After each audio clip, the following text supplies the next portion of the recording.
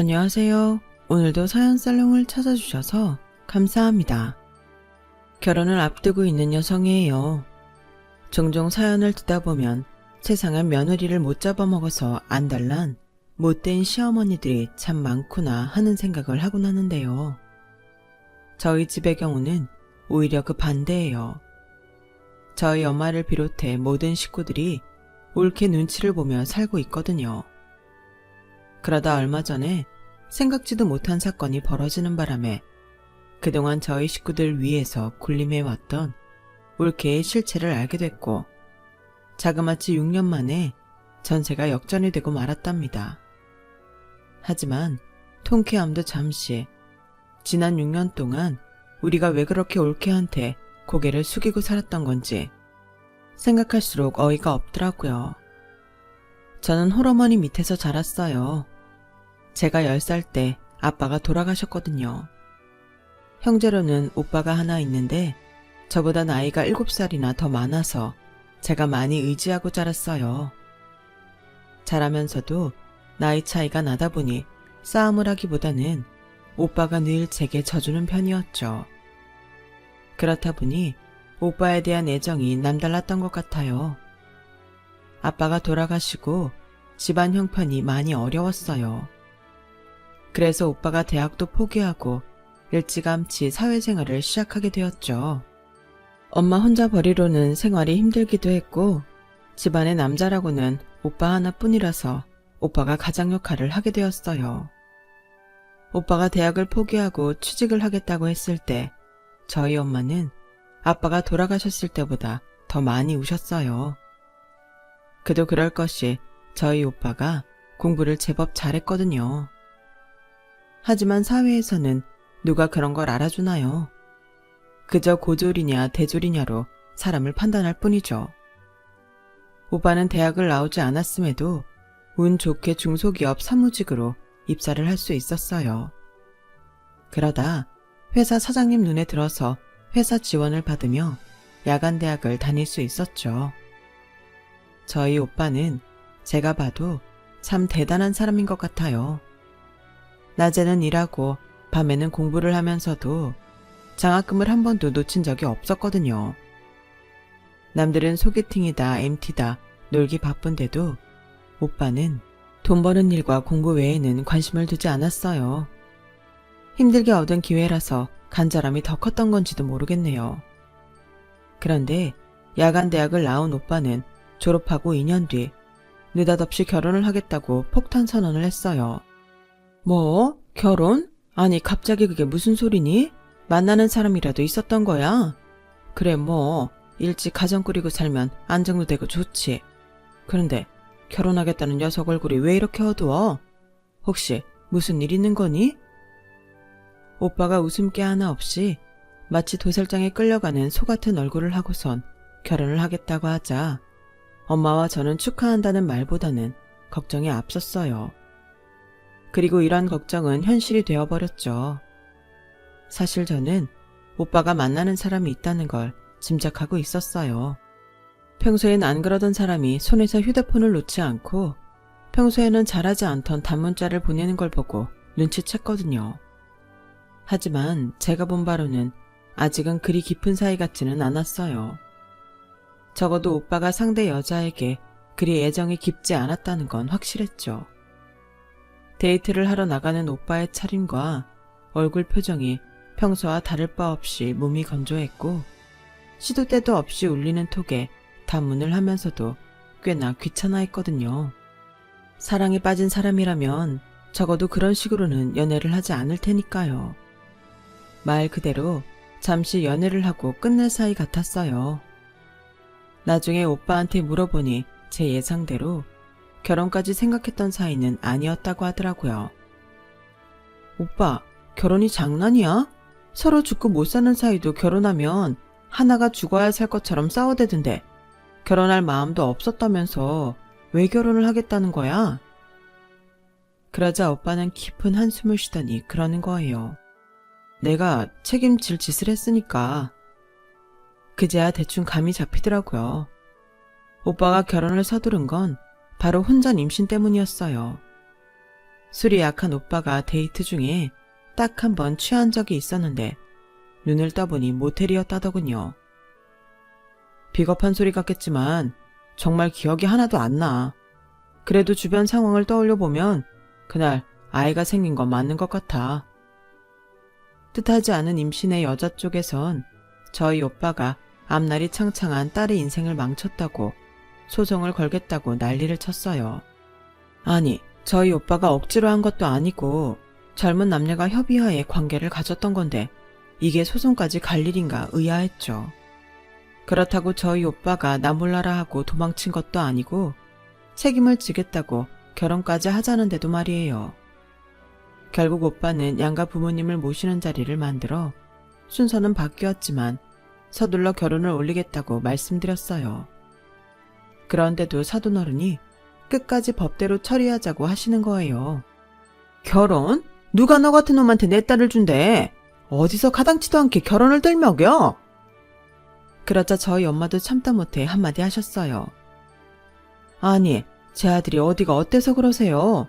학벌이 없습니까? 직장이 없습니까? 멀쩡한 애를 두고 결혼이 가당치도 않다니요. 그러는 대개 따님은 얼마나 잘났길래 그럽니까? 그랬더니 기다렸다는 듯이 이러는 거예요. 말씀 한번 잘하셨습니다. 내 딸은요, 우리나라에서도 알아주는 이화여대 영문과 출신입니다. 그 학교 아무나 들어가는 줄 아십니까? 영문과가 얼마나 경쟁률이 센지는 알기나 하고요. 뭘 알아야 상대를 하지? 그 말에 저희 엄마도 지지 않으셨어요. 그럼 뭐합니까? 듣기론 졸업한 지 2년이 넘었는데도 취직도 못했다던데. 뭐요? 아이고, 지금 댁의 아들이 그깟 회사 다닌다고 유세 떠는 겁니까? 쥐똥만한 회사도 직장이라고. 하! 내 딸 실력이면 그깟 회사가 아니라 대기업도 충분히 들어갈 수 있습니다. 근데 왜 취직을 안 했느냐? 공부를 더 시키려고 내가 일부러 취직 안 시킨 겁니다. 오빠도 저도 사돈어른의 말이 새빨간 거짓말이라는 걸 알고 있었지만 입을 다물고 있었어요. 오빠랑 사귀는 동안 올케가 여러 회사에 이력서를 넣었지만 서류 심사부터 떨어졌다는 걸 알고 있었거든요. 하지만 저희 엄마가 이 사실을 알게 되면 그날 양가 부모님의 싸움은 끝이 안 날 것 같아서 대승적 차원에서 입을 다물어 주었어요. 그런 줄도 모르고 사돈어른은 거짓말까지 섞어가며 오빠와 저희 집을 무시하는 말들을 쏟아냈어요. 내가 너 같은 놈한테 내 딸을 주려고 이날이 때까지 금이야 오기야 키웠는 줄 아냐? 어디서 대학 같지도 않은 대학, 그것도 야간 대학 나온 주제에 명문대 나온 내 딸을 건드려? 분수를 알아야지. 명문대 나온 여자가 야간대 나온 놈이랑 결혼한다는 게 상식적으로 말이 되냐? 길 가는 사람을 붙잡고 물어봐라. 이 결혼이 타당하다고 하는지. 내가 100번 양보해도 이건 안 되는 결혼이야. 입에 거품을 물고 고래고래 소리를 치던 사돈어른은 하다하다 제 학벌까지 걸고 넘어갔어요. 당시 저는 전문대 관광영어통역과에 다니고 있었는데 이것조차도 사돈어른한테는 헐뜯을거리에 불과했던 거죠. 4년제 대학 영문과 나온 사람들도 허다한데 고작 전문대 출신으로 영어통역이 가당키나 하냐고요. 그러면서 명절날 시집 못 간 노처녀를 나무라는 친척들처럼 어찌나 잔소리를 해대는지요. 그 얘기를 듣는데 귀에서 피가 나는 줄 알았습니다. 그 바람에 저는 사돈어른의 훈계를 빙자한 비난을 받으면서 혼이 쏙 빠져버린 사람처럼 멍해졌어요. 그러다 정신이 든 건 저희 엄마의 한마디 때문이었죠. 그럼 어쩌자는 겁니까? 애를 지우기라도 하겠다는 겁니까? 그럼 그렇게 하세요. 그 말에 루 많은 찬물을 끼얹은 것처럼 조용해졌어요. 그리곤 사돈어른이 그러는 거예요. 내키지는 않지만 어쩌겠습니까? 뱃속의 아이를 생각해서라도 식을 올려야지. 애 배부르기 전에 후딱 해치웁시다. 대신 얼렁뚱땅 해치울 생각은 하지 마세요. 남들 받는 만큼 다 받고 남들 부럽지 않게 보낼 겁니다. 어차피 할 결혼, 우리가 먼저 하자고 할 땐 법적 대응 운운하더니 결국엔 꼬리를 내리며 결혼을 허락하셨어요. 시작도 그랬지만 결혼을 준비하는 과정도 평탄치 않았어요. 집도 우리 보고 해라. 명문대 출신 며느리 보는데 혼수가 웬 말이냐. 목걸이 세트는 3세트는 해줘야 한다. 귀하게 키운 딸이니 장모한테는 명품백, 장인한테는 골프채 세트는 해줘야 한다 등등 말도 안 되는 요구를 해왔고, 그럴 때마다 오빠는 예비 처가를 드나들며 설득하고 욕먹기를 반복했어요.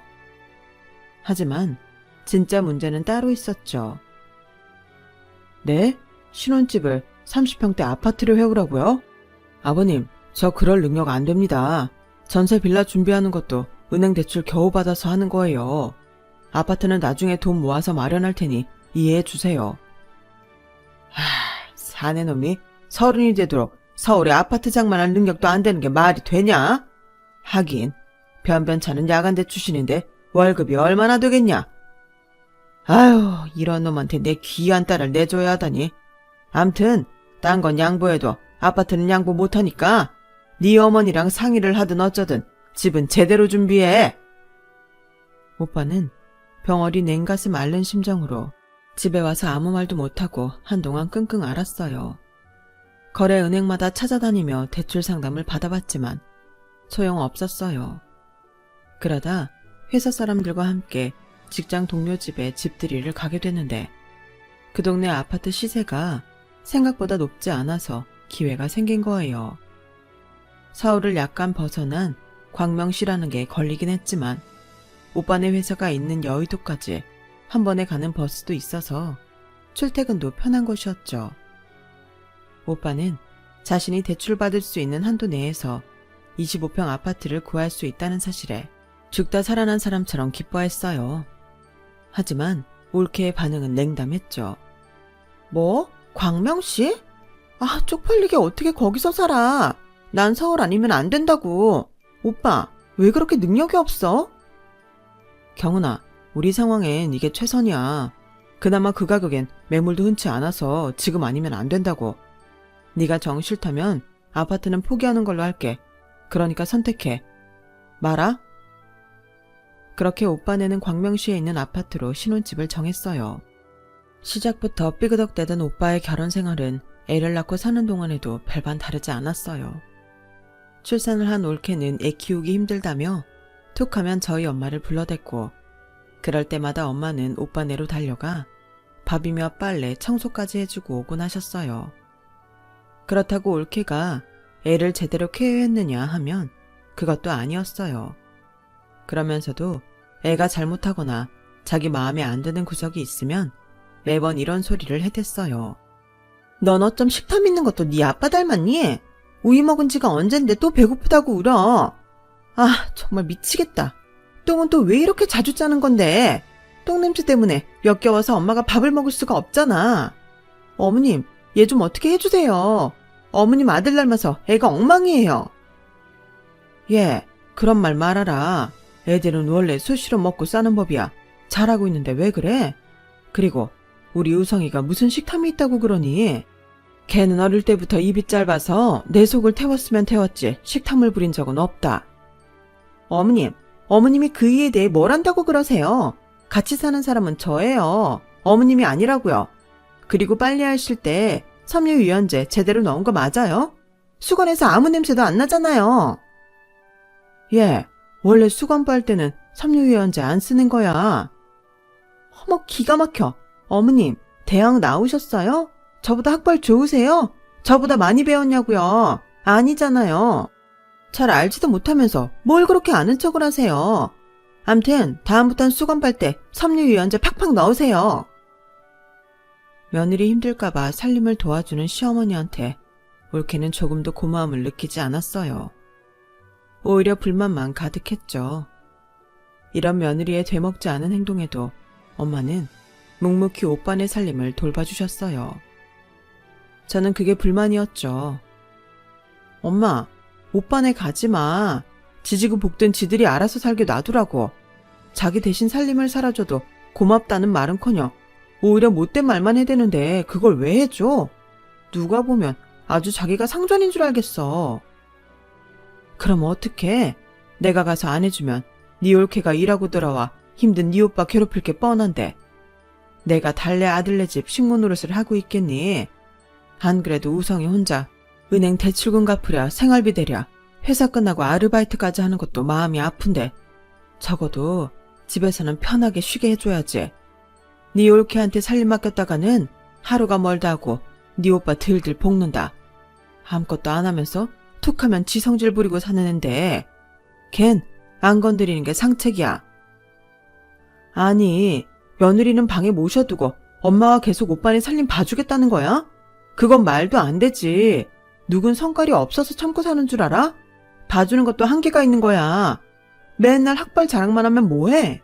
그 학벌 가지고 취직도 못하는 주제에 엄마가 못하겠다면 나라도 가서 말할게.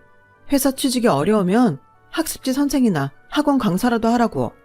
자기보다 더 잘난 사람들도 배달 일도 하고 식당 설거지도 하고 사는데 자기가 뭐라고 상전 노름이야.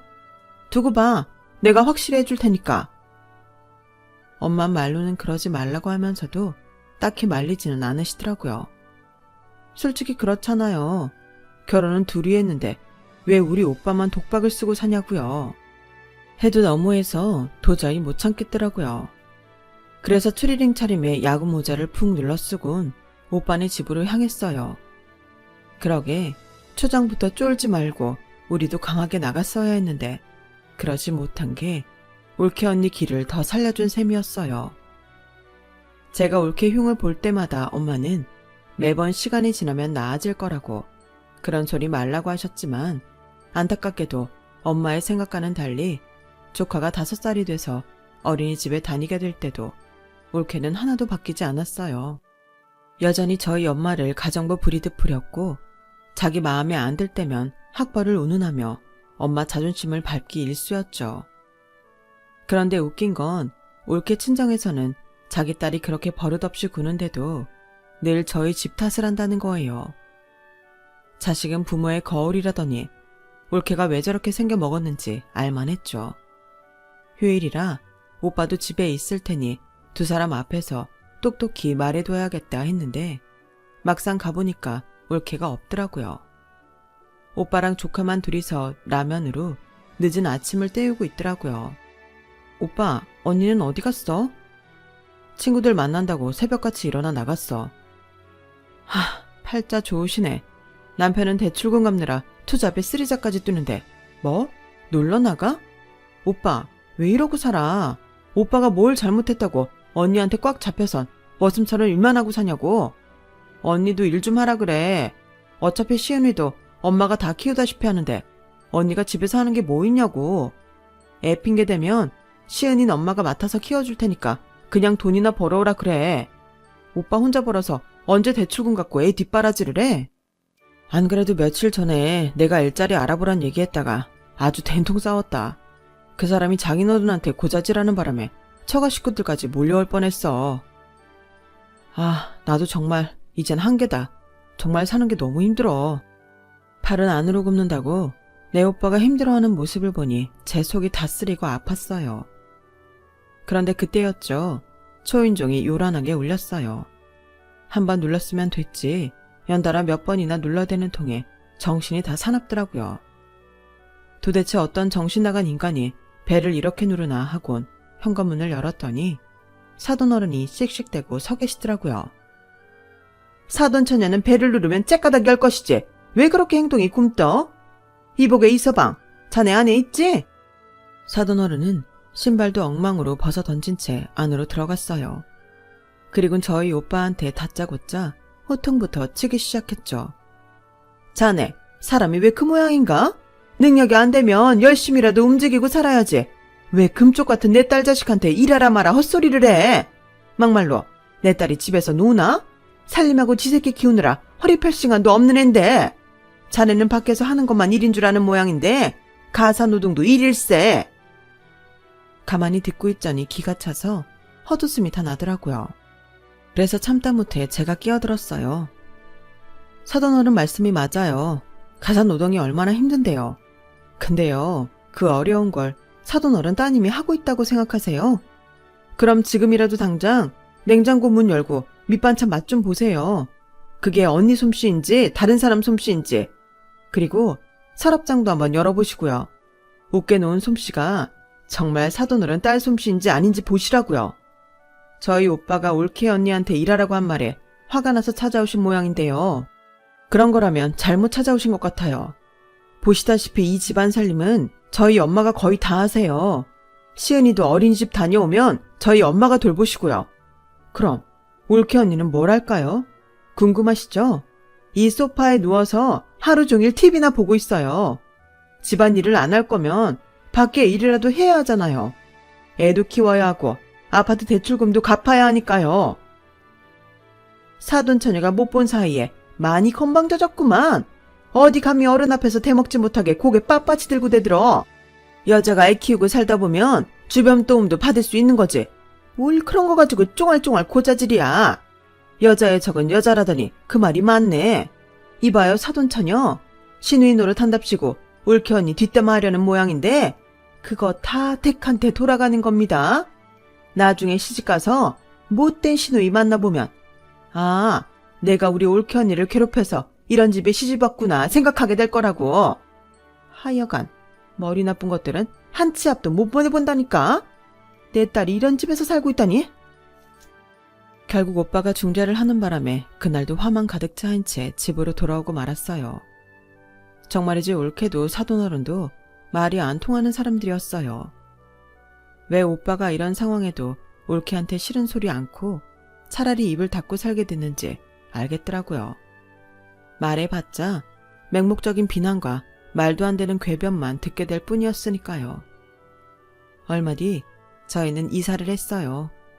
엄마가 오빠네 살림을 맡아주느라 매번 버스를 타고 오갔는데 아무래도 연세가 있으시니 힘들 것 같아서 아예 그쪽으로 이사를 했죠. 집값도 서울보다 저렴하고 살기도 편하더라고요. 그리고 그 무렵 저는 다니던 여행사를 그만뒀어요. 잡무도 많고 야근에 회식도 잦아서 몸이 많이 안 좋아졌거든요. 결혼 준비도 해야 해서 조금 더 내 시간을 활용할 수 있는 일이 필요했고 그래서 선택한 게 학습지 선생이었어요. 다른 건 몰라도 영어는 자신이 있던 터라 과감하게 지원을 하게 되었는데 요즘 성인들의 영어 학습지 수요가 늘어서 그런가 금방 일을 구할 수 있었어요.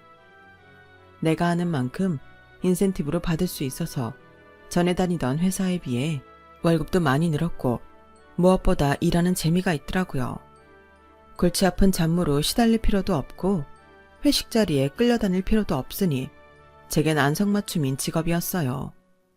그런데 세상 참 좁다고 제가 관리하는 회원들 중에 저희 올케를 아는 사람도 있더라고요.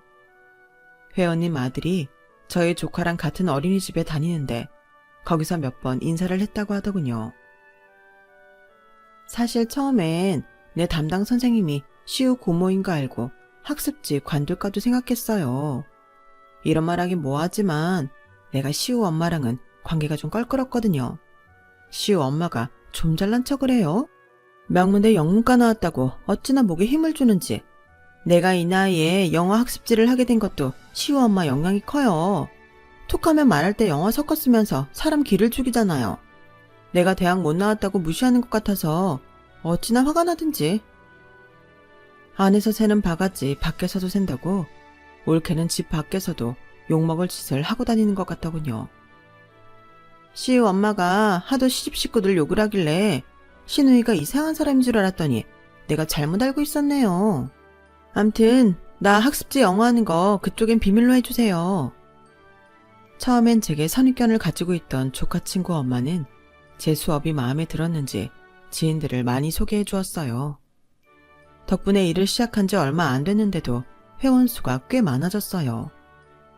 사람마다 자기한테 맞는 일이 있다고 저한테는 학습지 선생이 제 천직같이 느껴졌어요. 그런데 올케가 보기에는 제 직업이 하찮게 보였나 봐요. 쪽팔려서 정말. 아가씨, 요즘 학습지 선생한다면서요? 네, 그건 어떻게 알았어요? 오빠한테도 아직 말 안 했는데. 그것보다 내가 학습지 선생하는 게 왜 언니가 쪽팔릴 일이에요? 몰라서 물어요? 회원 중에 시우 친구들 엄마도 몇 명 있다면서요. 아니, 나중에 무슨 말을 들으려고 내 주위 사람들을 끌어들여요? 4년제도 아니고 고작 전문대 나온 주제에 선생이 가당키나 해? 분수를 알아야지. 그 엄마들이 아가씨 학벌 알면 가만히 있겠어요? 왜 이렇게 내 주변에는 날 괴롭히는 인간들만 있는 거야. 그 학습지 회사는 학력도 안 보고 선생님을 뽑는데요. 어떻게 학사학위도 없는 사람을 선생으로 써? 언니, 저 학사학위 있어요. 회사 다니면서 야간대 편입해서 졸업한 거 몰랐어요? 하긴 언니가 우리 집 일에 관심이 없으니 알 턱이 없겠죠. 아무튼 난 학위도 있고 결격 사유 없으니까 걱정 붙들어 매세요. 그놈의 야간대. 이젠 기도 안 찬다. 어쩜 남매가 똑같이 학벌이 구질구질하냐? 누가 들으면 야간대가 벼슬인 줄 알겠네. 네, 어디 야간대 학사학위 가지고 잘해보세요. 올케는 가소롭다는 식으로 비웃더니 전화를 끊었어요. 그리고 얼마 뒤였죠. 엄마 환갑을 맞아서 여행 준비를 하게 되었어요. 제가 내년 봄에 결혼을 하기 때문에 마지막으로 가족 여행을 떠나기로 한 거죠. 비용은 오빠네랑 반반 내기로 했고요. 그런데 뜬금없이 올케가 자기 부모님도 데리고 가겠다고 하는 거예요. 우리 부모님 환갑 때 자기는 아무것도 안 했잖아. 그러니까 이번 어머님 환갑 여행엔 우리 부모님도 모시고 가야 맞는 거 아니야? 그건 말이 안 되지. 장모님 환갑은 우리가 막 사귀기 시작했던 때잖아. 가족도 아니고 잠깐 만나는 사이였을 뿐인데 내가 장모님 환갑에 뭘 할 상황은 아니지. 암튼 못 받은 건 못 받은 거니까 이번 여행에 우리 부모님도 데려가. 안 그럼 나 안 가. 시우도 못 데려갈 줄 알아? 언니, 정말 정도껏 해요. 그럼 그 비용은 누가 되는데요? 설마 오빠랑 나보고 내라는 건 아니죠? 누가 아가씨 보고 내래요? 우리가 내면 될 거 아니에요. 툭하면 돈. 아가씨 인생엔 돈밖에 없어요? 어쩜 그렇게 돈만 밝히는지 몰라. 여보, 암튼 내 뜻 분명히 밝혔으니까 당신이 결정해. 우리 부모님 모시고 가든 나랑 시우 놓고 당신 식구들끼리만 가든 알아서 하라고. 생각 같아선 정말 올케를 두고 가고 싶었지만 애를 볼모로 잡고 있어서 결국 사돈내외까지 모시고 가게 되었어요. 오빠는 자기가 추가 비용을 대겠다고 했지만 오빠네 사정 뻔히 알면서 그럴 수는 없어서 그냥 반반 내기로 했어요.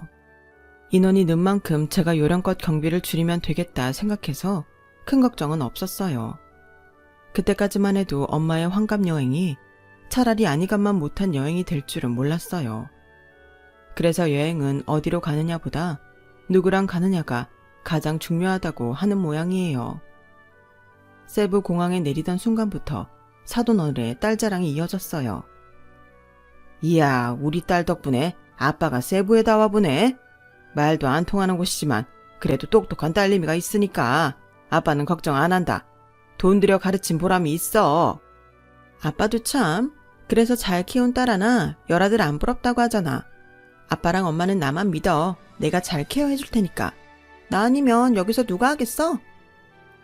솔직히 공항 수속부터 환전, 유심을 사는 것까지 죄다 제가 다 통역을 했는데도 사돈어른은 모든 걸 당신 딸 공으로 넘기셨어요. 여행사에서 일한 덕분에 현지 가이드와 친분이 있던 저는 꽤 저렴하게 숙소며 1일 투어를 준비할 수 있었어요. 항공권도 여행사 동료 찬스를 써서 땡처리 항공권으로 싸게 구입했고요. 나름대로 전직 여행사 직원 내공을 발휘해 알뜰하지만 알찬 여행을 준비했는데 사돈어른이 그걸 다 엉망을 만들었지 뭐예요. 현지 사람들한테 막말과 하대를 하는 건 기본이고 공공장소에서 큰 소리로 떠들거나 심지어 식당에선 술을 마시고 난동을 부려서 하마터면 경찰까지 부를 뻔했다니까요. 그걸 중간에서 통역을 해가며 수습하느라 진땀을 흘렸네요. 그런데 웃긴 건 그렇게 명문여대 영문과 나왔다고 자랑을 해대던 올케가 정작 여행을 와서는 영어를 한마디도 안 하지 뭐예요. 기껏해야 하이 땡큐 정도가 다였어요. 자기 부모가 사고를 친 건데도 입을 꾹 다물고 서서는 저한테 모든 걸 떠넘기더라고요. 이때까지는 그저 나를 부려먹으려고 그러는구나 생각했는데 여행을 마치고 인천공항에 도착하던 순간 그 비밀을 알게 되었지 뭐예요. 우여곡절은 있었지만 그래도 무사히 한국에 도착한 우리는 공항 내 식당에서 늦은 아침을 먹었어요. 야, 우리 딸내미 덕분에 여행 한번 잘했다. 시우야, 너도 열심히 공부해서 네 엄마처럼 영어도 잘하고 좋은 대학도 가야 한다. 시우는 영어 잘하는 엄마 있으니까 해외여행 가도 걱정 안 돼서 좋겠다. 다음에도 엄마랑 좋은 데 여행 많이 다녀라. 그때였어요. 조카 입에서 의외의 말이 나온 건. 싫어. 난 엄마랑 여행 안 가. 엄마는 영어도 못해서 창피했어. 내가 마트에서 장난감 어지른 거 아닌데 아저씨가 막 뭐라고 했거든. 엄마한테 내가 한 거 아니라고 말해달라고 하는데 엄마가 영어를 못해서 아무 말도 못했어. 그래서 고모한테 말하니까 고모가 영어로 얘기해줬거든. 그래서 아저씨가 나한테 쏘리 그랬어. 고모는 영어도 잘하고 사람들한테도 착하게 해. 엄마는 영어도 못하고 화만 낸단 말이야. 그래서 난 영어 잘하는 고모랑 여행 갈 거야. 엄마랑 안 가. 순간 올케는 얼굴이 벌개졌고 사돈어른은 눈알만 굴리며 아무 말도 못했어요. 그러자 지금까지 침묵하고 있던 저희 엄마가 가슴을 쫙 펴고 깔깔거리며 그러셨죠. 그럼 영어는 고모가 잘하지. 외국에서 영어 한마디 못하는 엄마를 어떻게 믿고 해외여행을 가겠어? 우리 시우가 아빠를 닮아서 아주 똑똑하네. 명문대 영문과 백날 첫날 나와도 실전에서 말 한마디 못하면 그게 뭔 소용이야? 돈 들여 배웠는데 사용도 못할 거면 그깟 걸 뭐하러 배워? 그런 걸 보고 똥멍청이라고 하는 거야. 아무 쓸모없는 똥덩어리. 안 그래요, 사돈? 의기양양한 저희 엄마와 다르게 사돈어른은 아무 말도 못했어요. 아마도 이번 여행을 통해 당신 딸의 실력을 눈으로 확인했던 탓이겠죠. 그럼에도 자존심 때문에 오히려 더 딸을 치켜세우려 했던 건데 크게 한 방 먹은 셈이죠. 그 여행을 기점으로 더는 옳게도 제 앞에서 잘난 척을 하지 못했어요. 그리고 6년 넘게 며느리의 횡포를 참고만 있던 저희 엄마도 전과는 다르게 며느리 앞에서 할 말을 다 하고 살게 되셨죠. 그리고 얼마 뒤 올케는 저를 따라 학습지 선생으로 나섰어요. 오빠가 더는 외벌이를 못하겠다고 최후 통첩을 했거든요. 저한테 학습지 선생한다고 그렇게 깔보던 올케는 막상 일을 시작해보니 쉽지 않다는 걸 깨달았는지 한 번은 저를 붙들고 울면서 하소연을 하더라고요. 그래서 제가 나름의 노하우를 전수해주며 달래주었습니다. 이후로 올케는 직업 가지고 사람을 깔보는 짓을 그만뒀어요. 남이 하는 건 쉬워 보여도 내가 직접 해보면 그게 아니란 걸 알게 된 탓이죠. 덕분에 저희 집은 평화를 찾았습니다. 그리고 저는 열심히 결혼 준비를 하고 있어요. 낯선 사람들과 가족이 된다는 게 걱정이 되지만 그래도 살 맞대고 부대끼다 보면 미운정이든 고운정이든 생겨서 가족애가 생기지 않을까 생각해요. 저랑 저희 올케처럼 말이죠. 그런 게 사람 사는 거 아니겠어요? 지금까지 제 사연을 들어주셔서 감사합니다. 소중한 가족과 항상 행복하시길 바랍니다.